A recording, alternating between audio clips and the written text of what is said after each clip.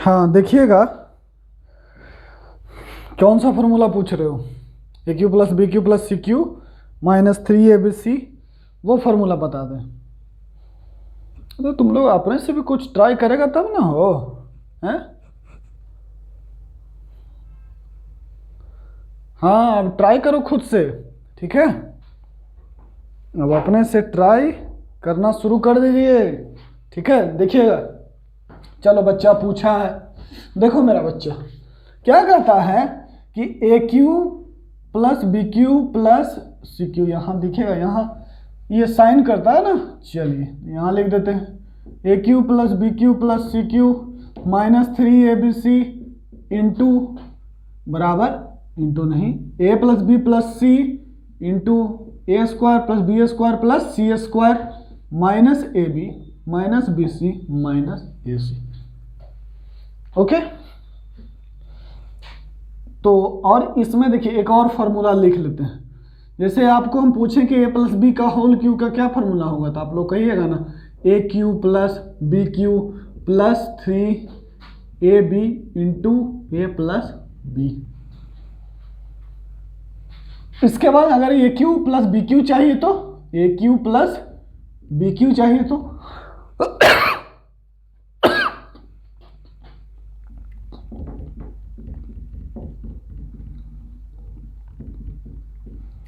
एक ये चाहिए तो इसमें से इसको घटा दीजिए, ठीक है? बस यही फॉर्मूला यूज कीजिएगा और ये प्रूफ हो जाएगा। कैसे यूज करना है? ये दोनों लगा दो यहाँ पे, ये दोनों लगा दो तो क्या हो जाएगा, ये लिख दो यहाँ पर इसके बदले, तो लिख दोगे ए प्लस बी का whole cube minus 3AB minus 3AB minus 3AB into A plus B minus 3ABC। उसके बाद क्या होगा, ठीक है, और प्लस सी क्यू, काहे गलती हो रहा है आज यार, ठीक, प्लस सी क्यू, ये वाला आइटम हो गया। अब क्या करना है, ध्यान दीजिएगा, अब मामला कुछ यूं है कि ये फिर से इसको लिख लीजिए एक बार, तो ए प्लस बी का होल क्यू है ना, प्लस वाले को प्लस के साथ, प्लस वाले को प्लस के साथ, और ये माइनस वाला एक साथ, ठीक है? अभी तक कुछ नहीं किए हैं, क्या किए, ये इसके बदले ये लिख दिए और सजा करके लिख दिए, कोई दिक्कत नहीं ना? Very good. अब उसके बाद फिर से ये फॉर्मूला लगा दो एक बार, तो देखो हो क्या रहा है, फॉर्मूला में कहता है कि ये दोनों को जोड़ का होल क्यू लिखे, तो दोनों को जोड़ के होल क्यू लिख दिए, दोनों को जोड़ेंगे तो क्या होगा, ए प्लस बी प्लस सी का होल क्यू, है ना, दोनों का जोड़कर होल क्यू कीजिए, और फिर माइनस 3 इंटू जो यहाँ पर है उसको लिख दीजिए और जो यहाँ पर है उसको लिख दीजिए, minus 3AB into A plus B minus 3ABC। ठीक, सही है। अब क्या करते हैं कि देखिएगा कि माइनस 3A प्लस बी है, कहीं गलती तो नहीं कर दिए? नहीं, सही है। अब क्या करते हैं कि कहीं तो गलती कर रहे हैं, कुछ तो छूट रहा है, क्या छूट रहा है जी? ये ठही है, ओके, वो गलती कर रहे हैं। गलती क्या कर रहे हैं कि ये चीज को ये 3AB into A plus B करना रहता है, ये दोनों को जोड़ के यहाँ लिखना रहता है। तो यहाँ तक तो ठीक था कि 3A प्लस बी इंटू सी लिख दिए और ये दोनों को जोड़ कर नहीं लिखे, ठीक है ना? इसको क्या किए, ये दोनों को जोड़कर होल क्यू, ये दोनों को जोड़कर होल क्यू, और माइनस 3AB जो यहाँ है 3AB into A plus B, तो ऐसे लिखिएगा तो ऐसा आ जाएगा। अब इसको पेस्ट कर दीजिए यहाँ पर एकदम, minus 3AB into A plus B और माइनस 3ABC। अब मामला सही है। अब क्या करते हैं कि देखिए अब इसके बाद a plus B plus C का whole cube minus 3a plus B into C, और इसको लिख लें 3ac प्लस बी सी, ये 3ac हो गया, ac plus B C into A plus B plus C, और ये माइनस क्या हो जाएगा, माइनस यहां से माइनस 3ab कॉमन ले लीजिए, तो क्या हो जाएगा a plus B plus C. अब क्या करेंगे, तीनों जगह से a plus B plus C common ले लेंगे, तो a plus B plus C जैसे ही कॉमन लीजिएगा तो यहां क्या बचेगा, a plus B plus C का होल स्क्वायर, और माइनस 3ac माइनस 3bc और माइनस 3ab, है ना, क्योंकि a plus B plus C यहां से भी हट गया, यहां से भी हट गया, और एक यहां से भी हट गया। गुड, चलिए अब क्या करेंगे, बस इसको ब्रेक कर देंगे तो वो फॉर्मूला आ जाएगा डायरेक्ट, है ना। तो a plus B plus C का होल स्क्वायर का फॉर्मूला क्या होता है, a square plus B square plus C square plus 2ab plus 2bc plus 2ac, और ये जो माइनस लिखा हुआ है इसको भी लिख ली, माइनस 3ac माइनस 3bc और माइनस 3ab। कोई डाउट, कोई डाउट नहीं है। अब बताइए इसको घटा कर देखिए, ये 2 में से 3 जाएगा तो -1 होगा, 2 में से 3 जाएगा तो -1, 2 में से 3 जाएगा -1। नोट कीजिएगा इसको नोट कीजिए, तो फिर हम डिविजिबिलिटी रूल बताते हैं आप लोग को, ठीक है। हाँ, ये सब फॉर्मूला याद करो, जो तुम लोग को पीछे वीडियो बताए हैं उसको समझो, ठीक है ना। हाँ, और जिसको नहीं समझ में आ रहा है वो ऑफिस में पूछ लेगा, है ना। यही तो है, जो यहाँ जो पढ़ेगा उसका यही ना फायदा होगा, ऑनलाइन में तो यही ना दिक्कत है। ऑनलाइन वाले सिर्फ देख सकते हैं, ऑफलाइन वाले पूछ भी सकते हैं। वेरी गुड, चलिए अब हम लोग पढ़ेंगे डिविजिबिलिटी रूल। इसमें क्या याद रखना है कि इसमें फॉर्मूला क्या यूज करना रहता है, a प्लस बी का होल क्यूब बराबर जो फॉर्मूला होता है a cube plus B cube plus 3ab into A plus B. ये जो फॉर्मूला है इसी को ध्यान से 2 बार यूज कर लोगे ना, एक बार ऊपर यूज किया और एक बार यहां यूज किए, मामला फिट। कोई डाउट नहीं, वेरी गुड। अब पढ़ते हैं हम लोग डिविजिबिलिटी रूल। डिविजिबिलिटी रूल मतलब कि 2 से भाग लगने का कब लगेगा, 3 से कब भाग लगेगा, मतलब क्या है मामला वो देखिएगा। नोट कर लिया इतना दूर, वेरी गुड। ओहो, अब देखना, ये सब जो भी बता रहे हैं पूरे हिंदुस्तान में आपको कहीं नहीं मिलेगा, ये गारंटी, कहीं नहीं मिलेगा, कहीं। यहां से लेकर के कोटा तक चल जाइए आप लोग, ठीक है। जितना यहां पढ़ा देंगे इतना पढ़ा देंगे, और इतना शॉर्टकट बता देंगे, इतना शॉर्टकट बता देंगे ना कि आप लोग एग्जाम को शॉर्ट कर दीजिएगा। जितना देर में एग्जाम होता है ना उससे कम समय में आप लोग बना के आइएगा मैथमेटिक्स का पेपर, ये मेरा गारंटी है, ठीक है। चलिए, हाँ चलिए थोड़ा सा अब इसका डिविजिबिलिटी रूल पढ़ लेते हैं। जिसका लास्ट डिजिट क्या होगा, 2 से कब कोई संख्या भाग लगता है, जिसका लास्ट डिजिट क्या हो, इवन नंबर हो, ठीक है।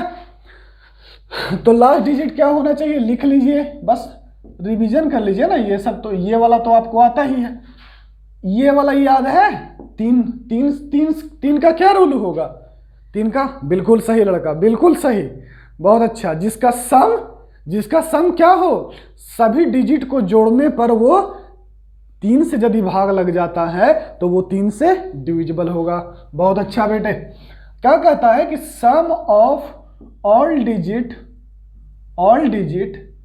Should be divisible by 3। इसमें एक याद रखिएगा, हाँ सही है, याद नहीं अभी नहीं।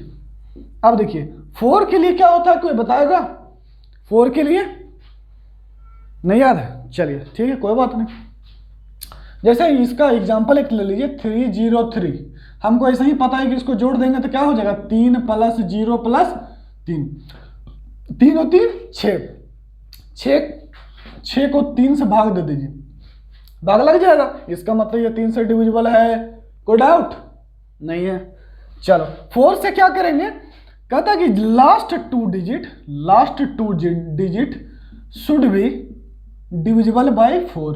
इसका रूल क्या है, डिविजिबल बाय 4, ठीक है, कि लास्ट टू डिजिट यदि मान लीजिएगा 28 4 से डिविजिबल है ना, इधर कुछ भी लिखिए कोई फर्क नहीं पड़ रहा। देख रहे हैं, ये जादू मैथमेटिक्स का ये जादू है कि अगर बात बताओ कि यहाँ 28 लिख दो, इधर कुछ भी लिखो, 1 2 3 4 5 6, इसको भाग लगा के देख लेना, ठीक है, नहीं भाग लगा जाता तुम कहना, ठीक है।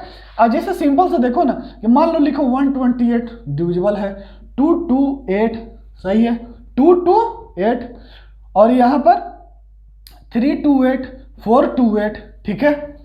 तो क्या हो जाएगा, इसका मतलब कि लास्ट टू डिजिट क्या होना चाहिए, ये सिर्फ 4 से भाग लग जाएगा तो पूरा नंबर 4 से भाग लग जाएगा, कोई डाउट नहीं, ठीक है।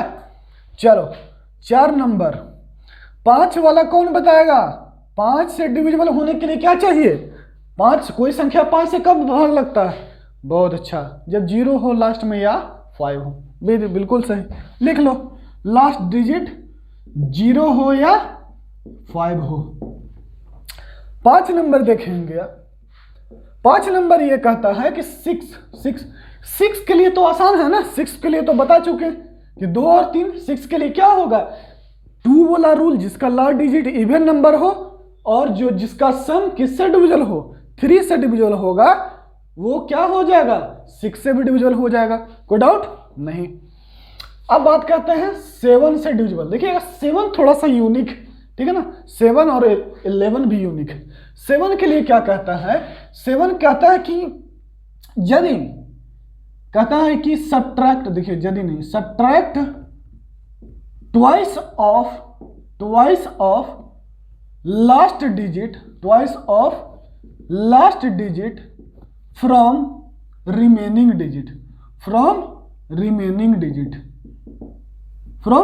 डिजिट, ठीक है। उसके बाद यदि आप ऐसा करते हो, उसके बाद यदि 7 से भाग लग जाता है तो वो किससे डिविजिबल हो जाएगा, 7 से डिविजिबल हो जाएगा, कोई डाउट नहीं। तो क्या लिखेंगे, जैसे एग्जांपल है 658, ठीक है, क्या कहता है कि ट्वाइस ऑफ लास्ट डिजिट, हाँ, subtract twice of last digit from remaining digit, ठीक है। तो इसको लिख लीजिए, ये लास्ट डिजिट कौन है, 8, बच गया कौन, 65 को लिख लीजिए, माइनस 2 × 8, 65 में से 16 जाएगा तो कितना बचेगा, 49 7 से डिविजिबल है ना, इसका मतलब कि ये भी 7 से डिविजिबल होगा, कोई डाउट, ठीक है। अब उसके बाद 7 नंबर में ये है मेरा बच्चा, ये कहता है 8 के लिए, 8 वाला कहता है कि last 3 digit should be divisible, last 3 digit should be divisible bye 8। यदि किसी भी संख्या का अंतिम 3 अंक, लास्ट 3 डिजिट यदि 8 से डिविजिबल है तो वो पूरा संख्या किससे डिविजिबल होगा, 8 से होगा, ठीक है। Last 3 digit should be divisible bye 8, कोई डाउट, नोट कर लिया इधर, ठीक है। अब बात करते हैं किसका, 9 का और 10 का बताएगा कोई, 10 का तो आप लोग को आता होगा ना, लास्ट डिजिट जिसका 0 हो, सिंपल है, उसको लिख लीजिएगा आप अपने से। तो डिविजिबिलिटी रूल ऑफ 9, इसका भी जो 3 का रूल है, इसका भी वही रूल है, sum of all digit should be divisible by 9, sum of all digit should be divisible by 9। जैसे 81, इसको दोनों को जोड़ के देखिए, 8 + 1 है ना, सम ऑफ ऑल डिजिट इसको कहते हैं, इकाई दहाई है ना, ये सब जो पढ़ते थे ना आप लोग बचपन में, वो वही है ना, ये डिजिट इसको कहते हैं इकाई अंक, इसको दहाई अंक, ठीक है, इसको 1s डिजिट 10s डिजिट, कोई डाउट नहीं। तो इसको जोड़ करके देखिए, ये 9 से डिविजिबल है तो है, इसका मतलब 81 9 से डिविजिबल होगा। ठीक है, क्या डाउट नहीं ना? Very good. हाँ 9 नंबर 11 10 का तो कर लेगा ना? चलो वेरी गुड। 11 का क्या है? 11 है कि ये कहता है कि alternating sum should be divisible by 11। क्या होना चाहिए? अल्टरनेटिंग सम किससे डिविजिबल होना चाहिए? 11 से डिविजिबल होना चाहिए। जैसे एग्जांपल देखिएगा, फॉर एग्जांपल 2 3 3 4। अब आपको चेक करना है कि क्या ये 11 से डिविजिबल है। तो करना क्या रहता है? अल्टरनेटिंग सम कहने का मतलब आप इसको यहां से उठाइए प्लस से, +2 -3 +3 और -4। बताइए ये कट के कितना हो जाएगा? 3 से 3। हो जीरो नहीं ना हो पाया, मामला गड़बड़ा जाएगा। कोई ऐसा लो ना जिससे जीरो बन जाए। Okay okay okay okay okay okay. क्या करेगा? यहाँ लिखो 2 और यहाँ लिखो 2 3 और यहाँ लिखो 4 और यहाँ लिखो 3। अब मामला फिट बैठ जाएगा। अब बैठेगा कि नहीं बैठेगा? 2 + 4 ठीक है। अब इसको क्या लिखोगे? 2 -3 +4 और -3। तो 4 और 2 6 और 6 में से 6 गया 0। तो 0 क्या 11 से डिविजिबल होता है ना? तो होगा 11 से डिविजिबल ये संख्या। अल्टरनेटिव सम मतलब समझे ना? प्लस से शुरू कीजिए, 2 -3 +4 -3। ये ऐसे यदि, और उसका जो रिजल्टेंट होगा वो यदि मान लीजिए ऐसा रहता 2 3 4 3 5 7 8, तो क्या करते हैं? लिखते हैं इसको 2 -3 +4 -3 +5 -7 और +8, plus minus plus minus plus minus plus. ठीक है, अब इसको जोड़ के देख लीजिएगा, जो 11 से डिविजिबल होगा तो होगा, नहीं होगा तो नहीं होगा। Simple, rule is rule. अच्छा एक बात बता देते हैं आप लोग कि जैसे आपको डिविजिबिलिटी रूल पढ़ाने के पीछे कारण क्या है ना? आप इसका कारण ये है मेरा बच्चा कि जैसे ही तुम अंकों को देखो, डिजिट को देखो, कोई अगर डिजिट लिखा हुआ है तो आप अंकों को देखते ही कोई नंबर, अंक नहीं कोई नंबर, किसी संख्या को देखते ही तुम लोग पता लगा लो कि वो 2 से डिविजिबल है या नहीं, 3 से डिविजिबल है या नहीं, 4 से डिविजिबल है या नहीं, 5 से है नहीं, 6 7 से है कि या कि नहीं, 8 से है या नहीं। ठीक है, बस एक सेकंड। अब क्या है कि देखिएगा, अब देखिएगा एक क्वेश्चन बता रहे हैं जो कि बहुते झकास है। कैसा है? बहुते झकास। हाँ एकदम मामला गर्म कर देगा बेटा सीधे। ठीक है, मामला कैसे गर्म कर देगा? सो देखो, छोटा सा क्वेश्चन है लेकिन आपका पाई दिमाग का दही करके रख देगा। छोटा क्वेश्चन है लेकिन पूरे दिमाग को वॉश कर देगा। ठीक है, डिविजिबिलिटी रूल याद है क्या? पहला फर्स्ट 2 से जिसका लास्ट डिजिट इवन नंबर हो, 3 का संख्याओं को जोड़ने पर यदि 3 से भाग लग जाएगा तो 3 से डिविजिबल हो जाएगा। 4 का जिसका लास्ट डिजिट 4 से डिविजिबल हो, 5 का 0 5 जिसका लास्ट डिजिट 0 हो या 5 हो, और 6 का 2 और 3 वाला रूल लगाना है। 7 का लास्ट वाला डिजिट का 2 गुना जो बाद बाकी बचा डिजिट उसमें से घटा देंगे तो 7 से डिविजिबल हो जाएगा। अच्छा 8 का लास्ट 3 डिजिट क्या होना चाहिए? डिविजिबल बाय 8 होना चाहिए। 9 का पूरे डिजिट का जोड़ दो, 9 से डिवाइड कर दो, वो डिविजिबल होना चाहिए। 10 का जिसका लास्ट डिजिट 0 हो, और 11 का अल्टरनेटिंग सम, प्लस से शुरू करना है, प्लस माइनस। ठीक है, दैट्स ऑल। चलिए क्वेश्चन करते हैं। देखिए क्वेश्चन एक ही क्वेश्चन है लेकिन पूरा गला खींच लेगा बेटा, सीधे घोट जाएगा ना, तो ऐसा ही क्वेश्चन करवा रहे हैं आप लोग को। हाँ गला नहीं घोटेगा, ये तो मजाक कर रहे हैं ना बेटा। ठीक है, क्वेश्चन कहता है कि for what value of A and B, देखिएगा for what value of A and B 12ab is multiple of 99। कहता है कि ए और बी कौन से वैल्यू के लिए, ए और बी का कौन सा वैल्यू होगा जिससे ये 99 का मल्टीपल होगा, मतलब 99 से ये भाग लग जाएगा। यहां पे ये वॉट का चिन्ह देख लीजिए, ठीक है, सही है। अब देखिए, अब ये एक पहला बात ऑब्जर्वेशन देखिए, ऑब्जर्वेशन क्या है। ऑब्जर्व जैसे ही आप सबसे पहले आप क्वेश्चन पढ़ें, एक दिन आप लोग को बताएंगे कि कैसे मैथ को पढ़ा जाता है, सब्जेक्ट मैथ कैसे पढ़ा जाता है, ठीक है ना। जैसे अभी आप लोग को अभी हम नहीं बताया है कि मैथ कैसे पढ़ा जाता है, अभी आप जैसे पढ़ते आ रहे थे ना उसी को अभी आपको प्यार से गाल को सहला रहे हैं ना, ताकि पढ़ लो बेटा पढ़ लो, ठीक है ना।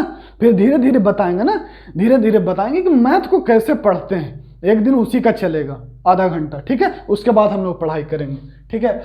अब क्या कहता है कि ए और बी कैसा होना चाहिए, यहां पर कोई डिजिट होना चाहिए, है ना। पहला बात, ये यदि नंबर है, ये यदि नंबर है तो ये ए और बी क्या होगा, डिजिट होगा कोई। और डिजिट कहां से शुरू होता है, ए और बी किस में बिलोंग करेगा, ये बिलोंग्स का साइन है ना, ऐसे याद है ना कि सी लिख करके ऐसे कर देते हैं। तो 0 1 2 3 4 5 6 7 8 9, ठीक, एक पता चल गया, एक तो बात यहां से पता चल गया। अच्छा, फिर कैसे सोचेंगे इस क्वेश्चन को, कैसे सोचेंगे। अच्छा, तो ध्यान दीजिए, आपको यही बुझाएगा। आपके जगह पर हम होते तो हम यही सोचते, अच्छा ये 12 भी है ना, ये किससे डिवाइड हो रहा है, 99 से। 99 से, इसका मतलब है कि ये 9 से भी डिविजिबल हो रहा होगा, 11 से भी डिविजिबल हो रहा होगा, बाद बाकी छोड़ देना, 9 से डिविजिबल हो रहा होगा और 11 से डिविजिबल हो रहा होगा। और किसका किसका वैल्यू निकालना है, ए और बी का। तो पहली बात दिमाग में क्या आना चाहिए, क्योंकि आप लोग 9th 10th पढ़ के आए हैं तो आपको पता, आपको दिमाग में यही आना चाहिए कि अच्छा 2 अननोन है ना, ए और बी, तो ये 2 अननोन है, इसका मतलब हो सकता है कि 2 इक्वेशन बन जाए, है ना, या दो कोई रिलेशन बन जाए जहां से ए और बी का वैल्यू है। ये दो तो पहला जैसा ही जैसे एक्स वाई हो, ए बी हो, तो वहां से सबसे पहले आपके दिमाग में एक ही बात आना चाहिए, क्या, कि पहली बात कि हो सकता है 2 अननोन इक्वेशन आ जाए, 2 इक्वेशन आ जाए और 2 अननोन हो जाए, तो एक्स और वाई का वैल्यू या ए और बी का वैल्यू आ जाएगा, ठीक है। अब देखिएगा, इसमें बहुत सारा कंसेप्ट एकदम पूरा निचोड़ के दे रहे हैं आपको, ठीक ना। देखिएगा क्या है कि यदि ए और बी कहां से यहां तक बिलोंग कर रहा है और इसमें 99 है तो 9 से भी भाग लगेगा और 11 से भी भाग लगेगा, 9 से भी भाग लगेगा और 11 से भी भाग लगेगा, कोई डाउट नहीं है। अब क्या करते हैं कि अब 9 का डिविजिबिलिटी रूल क्या कहता है, डी रूल ऑफ 9 का डिविजिबिलिटी रूल ये कहता है कि सभी डिजिट को जोड़ दो और 9 से डिवाइड करके देखो कि क्या वो संख्या भाग लगता है। अगर भाग लगेगा तो वो 9 से डिविजिबल होगा, नहीं लगेगा तो नहीं होगा। बहुत बढ़िया।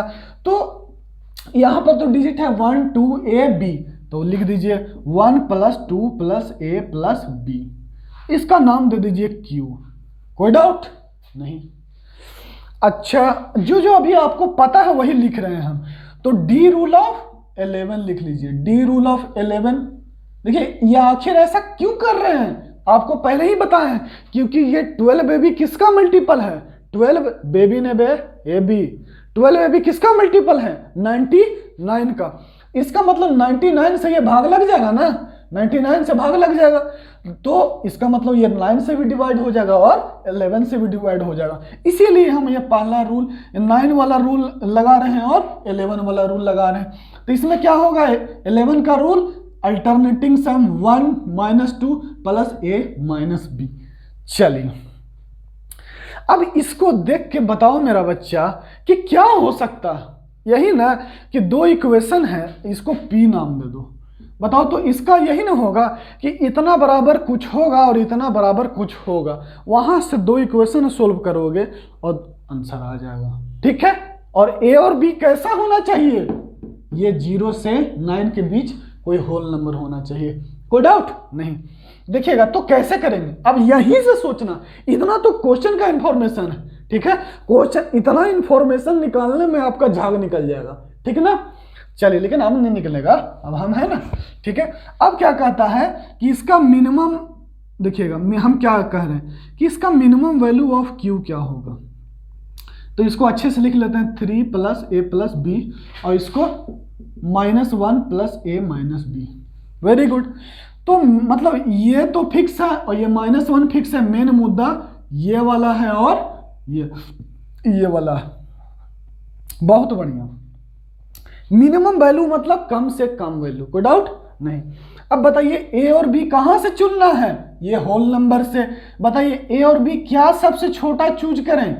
ये तो सिंपल, ए और बी कोई पॉजिटिव नंबर है ना, तो ए को भी बहुत कम चुनिए और बी को भी बहुत कम चुनना है। तो इसमें से क्या चुन लेंगे? दोनों जीरो उठा लेंगे, तो इसका वैल्यू कितना हो जाएगा? 3 + 0 + 0 3। और मैक्सिमम मतलब इसका सबसे बड़ा वैल्यू क्या हो सकता है? सबसे बड़ा वैल्यू क्या हो जाएगा? तो a प्लस बी है तो a भी बड़ा लेना है और b भी। दोनों जितना बड़ा लेंगे उतना ही इसका सबसे ज्यादा से ज्यादा वैल्यू होगा। दोनों 9 उठा लो, तो 9 है 9 18, 9 9 18 और 3 21। सही है, वेरी गुड। उसी तरह से मिनिमम ऑफ p कितना होगा? मिनिमम ऑफ p कितना होगा? तो देखिए यहां पर नोट करने वाली बात ध्यान दीजिएगा कि कभी भी a माइनस बी या कोई डिफरेंस का मिनिमम और मैक्सिमम की बात करेगा, कोई डिफरेंस का मिनिमम और मैक्सिमम की बात करेगा, तो ध्यान दीजिएगा कि जिसमें से घटा रहे हैं, अगर मिनिमम की बात करें, मिनिमम की इसका बात करें, तो जिसमें से हम घटा रहे हैं, बी को घटा रहे हैं किसमें से? ए से। तो ए छोटा होगा और b बड़ा होगा तब ना इसका मिनिमम वैल्यू होगा। मतलब जिसमें से हम घटा रहे हैं वो छोटा होना चाहिए और जो घटा रहे हैं वो बहुत बड़ा होना चाहिए। बताइए, तो यहां पर सबसे छोटा कह रहा है, यहां पर सबसे बड़ा कह रहा है। सबसे छोटा कौन है? a की जगह पर 0 रख दीजिए और b की जगह पर 9, तो 0 और यहाँ 9 रखना है। तो 0 और -9 -9 और -9 और -1 -10। कोई डाउट नहीं? ठीक। अब मैक्सिमम ऑफ p क्या हो जाएगा? मैक्सिमम ऑफ p क्या कहता है कि यदि मैक्सिमम के लिए क्या होगा कि इसका वैल्यू बड़ा कब होगा? तो यदि आप ही बताइए ना कि यदि a बड़ा होगा उसमें कम से कम घटाएंगे, कम से कम घटाएंगे तब ना, कम से कम घटाएंगे तब ना इसका वैल्यू बड़ा होगा। तो इसका मतलब है कि इस बार उलट देंगे, यहां पर 9 रख देंगे और इसमें से कुछ घटाएंगे, 0 घटाएंगे, तो इसका वैल्यू क्या हो जाएगा? मैक्सिमम हो जाएगा। तो 9 - 0 9 और 9 और -1 कितना होगा? 8, क्योंकि हम लोग मैक्सिमम वैल्यू देख रहे हैं ना, इसका ज्यादा से ज्यादा वैल्यू देख रहे हैं ना, 8। ठीक है, सही है। मतलब कि देखिए यही ना Q है और Q का मान पता चल गया कि ये कम से कम 3 है और ज्यादा से ज्यादा 21 है। और Q कैसा है? ये डिविजिबिलिटी रूल ऑफ 9 के अंदर आ रहा है ना कि ये संख्या, इसको जोड़ने पर किससे भाग लग जाना चाहिए? 9 से। तो 9 से भाग कब लगेगा? 3 से 21 के बीच में होगा कोई संख्या तब। अब बताइए, तो 3 से 21 के बीच में कौन ऐसा संख्या है जो 9 से डिविजिबल है? कौन ऐसा संख्या है जो 9 से डिविजिबल है? 9 and 18। 9 and 18 मतलब 3 + a + b बराबर चाहे तो 9 होगा या 18 होगा, तब ना ये संख्या किससे डिविजिबल होगा? 9 से। ठीक है, तो a + b बराबर कितना हो जाएगा? 9 - 3 6 या 18 में से 3 गया 15। a + b का वैल्यू चाहे तो 6 होगा या 15 होगा, कोई डाउट नहीं। उसी तरह से बताइए कि इसका कम से कम वैल्यू कितना है? -10 और ज्यादा से ज्यादा 8।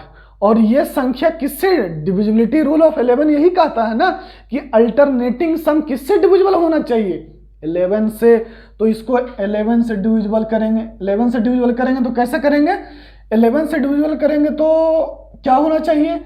और वो भी -10 से 8 के बीच में होना चाहिए। कम से कम -10 है और ज्यादा से ज्यादा 8 है। -10 से 8 के बीच में कौन ऐसा अंक है, कौन ऐसा संख्या है जो 11 से डिविजिबल हो जाएगा? 0 और कोई संख्या नहीं। इसका मतलब कि ये पूरे का मान, इसका मतलब p का मान कितना होगा? 0 होगा। इसका मतलब ये देखिएगा -1 + a - b बराबर 0। इसका मतलब a - b बराबर 1। बताइए, अब यहां से 2, एक बार 6 लेके सोल्व कर दीजिएगा, एक बार 15। तो ले सोल्व कर देते हैं कि a + b बराबर 6 और a - b बराबर 1। जोड़ दीजिए तो 2a बराबर 7, a बराबर 7/2, a बराबर 7/2। बताइए तो क्या a कोई फ्रैक्शन हो सकता है? क्योंकि हमको मालूम है कि a और b ये कैसा है, होल नंबर है। यहाँ पर कोई फ्रैक्शन, कोई नंबर के बीच में फ्रैक्शन थोड़ी ना होता है, डिजिट में होता है, 0 से 9 के बीच में। मतलब कि जब हम 6 ले रहे हैं तो आंसर इम्पॉसिबल आ रहा है ना, मतलब 6 वाला गलत है। अब क्या करेंगे, अब a प्लस b का मान कितना लेंगे, 15 लेंगे, और a माइनस b का मान कितना लेंगे, 1 ले लेंगे। तो ये कितना हो जाएगा, इसको जोड़ दो, 2a बराबर 16, तो a बराबर 8। और ये सब जोड़ने घटाने आता है ना रे कचड़वान। हाँ, ये दोनों को ऐसे जोड़ दो, देखो दोनों को जोड़ेगा तो a और a 2a हो जाएगा, और b माइनस b 0 हो जाएगा, और 15 1 16, तो 2a बराबर 16, तो a बराबर 8। ठीक है ना। हाँ, ये सब नहीं आएगा तो फिर मैथ सीखने का फायदा क्या है।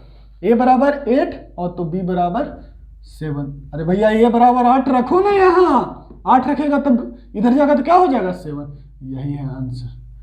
बताइए कितना सारा चीज यूज करवा लिया ना।